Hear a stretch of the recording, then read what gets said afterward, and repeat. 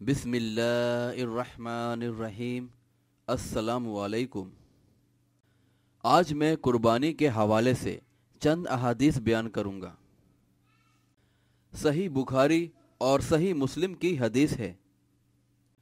رسول اللہ صلی اللہ علیہ وآلہ وسلم نے فرمایا، ہمیں چاہیے اپنا آج عید کا دن نماز سے شروع کریں، پھر واپس آ کر قربانی کریں۔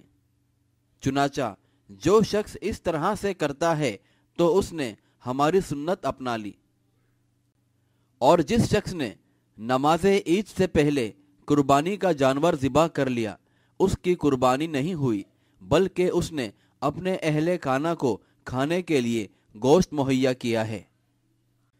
ابو داؤد، ترمذی، نسائی، ابن ماجہ، ابن حجر رحمہ نے اسے قوی قرار دیا ہے کہ رسول اللہ صلی اللہ علیہ وآلہ وسلم نے فرمایا، لوگوں، ہر گھر کے لیے قربانی کرنا ضروری ہے۔ احمد وغیرہ جامع الاصول کے مؤلف نے اسے حسن قرار دیا ہے کہ رسول اللہ صلی اللہ علیہ وآلہ وسلم نے فرمایا، جو شخص استطاعت ہونے کے باوجود قربانی نہیں کرتا وہ ہماری عیدگاہ میں نہ آئے۔